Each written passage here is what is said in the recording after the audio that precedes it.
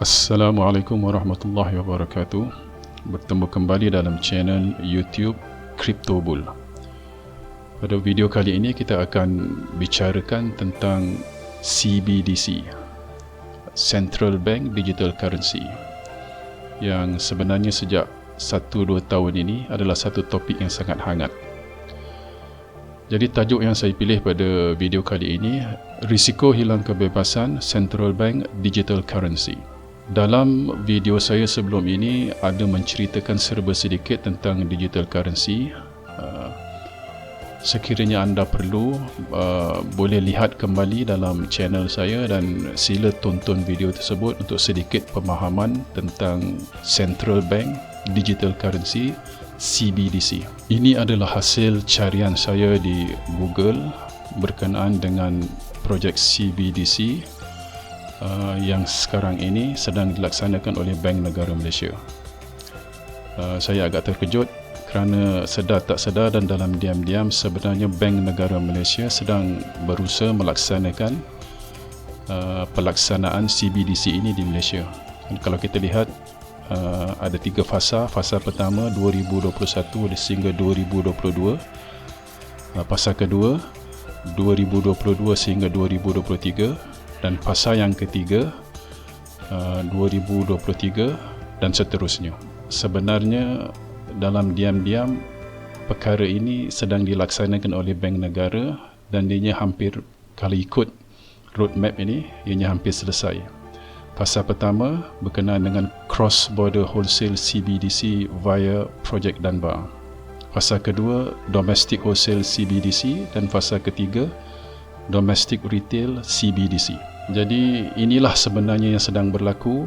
Sama ada anda perasan tak perasan, anda tahu tak tahu, inilah sebenarnya yang sedang berlaku dan kita sekarang tak lama lagi akan menggunakan CBDC, mata wang digital bank pusat. Okey, untuk memudahkan kita memahami perbezaan antara sistem yang kita gunakan sekarang dengan sistem yang akan dilaksanakan oleh Bank Negara iaitu CBDC, saya akan huraikan serba sedikit dengan ringkas apakah sistem yang telah kita gunakan sekarang. Apa-apa transaksi keuangan atau duit yang kita gunakan, ada 2 cara. Pertama, kita akan buat transaksi secara tunai ataupun dengan online banking. Inilah 2 cara yang sekarang kita gunakan dan inilah cara yang umum kepada semua orang. Pertama, cara tunai.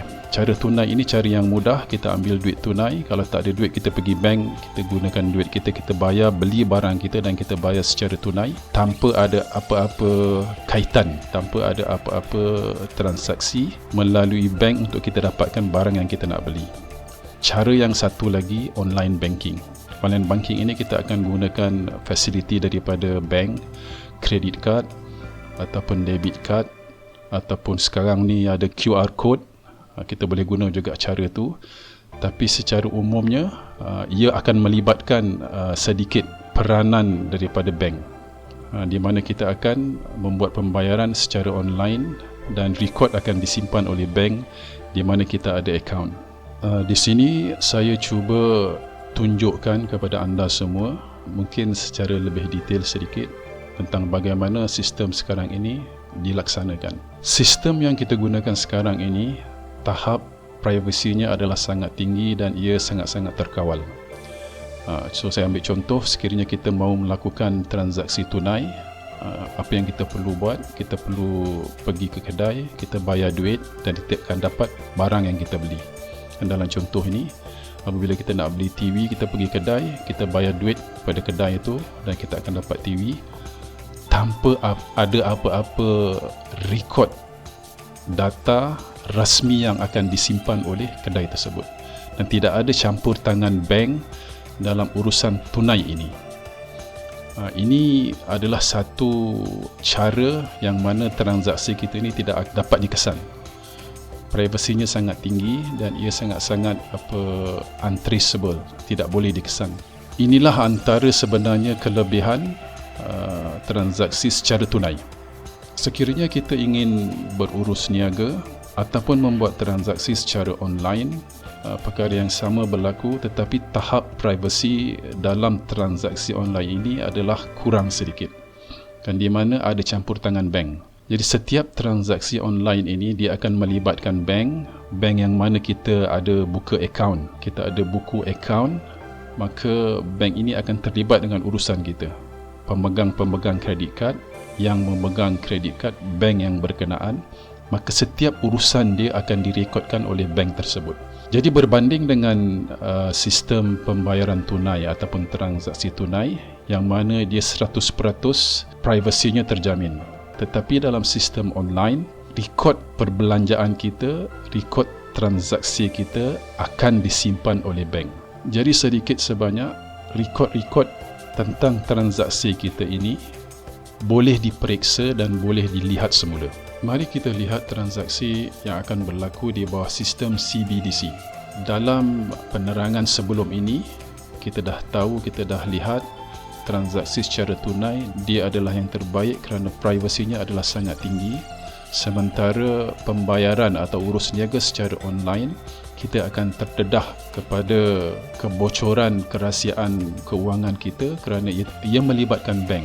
Tetapi bila kita lihat di sini, dalam sistem CBDC ini, privasi dan kerahsiaan transaksi aktiviti keuangan kita adalah sangat-sangat tidak selamat. Mengapa saya berkata begitu? Kerana dalam sistem CBDC ini hanya ada satu bank sahaja yang mengawal selia dan mengambil tanggungjawab menguruskan, merekodkan segala transaksi yang berlaku pada sesiapa sahaja ataupun mana-mana institusi di negara ini. Kalau dulu kita lihat, setiap orang ada sedikit kemungkinan kebocoran maklumat, tetapi ia tidaklah semudah dalam sistem CBDC kerana banyak bank terlibat. Kita ada di Malaysia ni ada Maybank, kita ada RHB Bank, kita ada Public Bank. Jadi setiap orang ini bergantung kepada bank yang mana dia berurusan.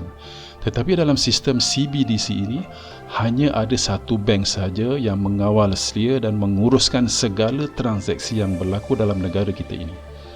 Jadi kita cuba bayangkan, sekiranya ada unsur-unsur manipulasi, sekiranya ada unsur-unsur tangan-tangan ghaib yang ingin memanipulasi maklumat-maklumat data yang tersimpan di dalam bank pusat ini, segala kemungkinan boleh berlaku.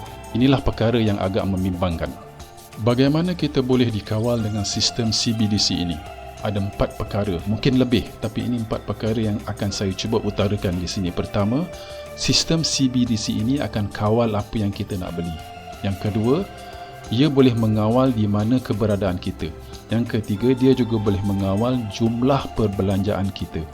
Yang keempat, kepatuhan mandatory. Saya akan cuba huraikan secara ringkas apakah 4 perkara ini. Pertama, kawal apa yang nak kita beli. Sistem CBDC ini dia beroperasi dengan arahan, dengan kawalan.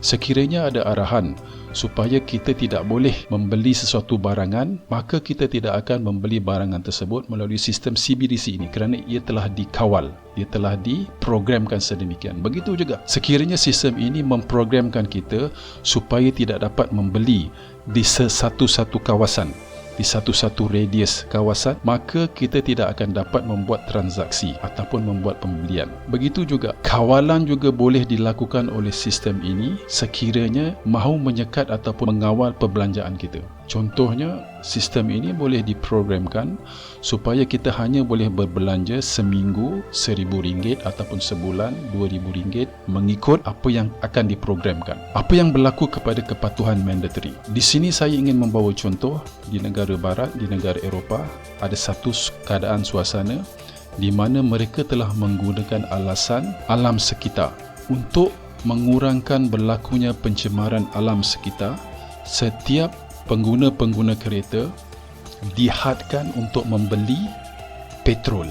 Inilah yang berlaku di setengah-setengah negara di Eropah. Mereka telah disekat untuk membeli petrol melebihi keperluan ataupun apa yang telah mereka tetapkan. Maka apabila perkara ini berlaku, mereka hanya boleh beli petrol sebanyak mana yang telah ditetapkan dan mereka terpaksa patuh kepada arahan untuk menjaga alam sekitar. Jadi beginilah keadaannya apabila sistem CBDC ini akan dilaksanakan. Walaupun ianya bagus, tetapi ada unsur-unsur manipulasi dan ada unsur-unsur yang mana akan mengawal kita dan menyekat kebebasan kita. Okey, saya kira cukup setakat ni dulu untuk video kali ini.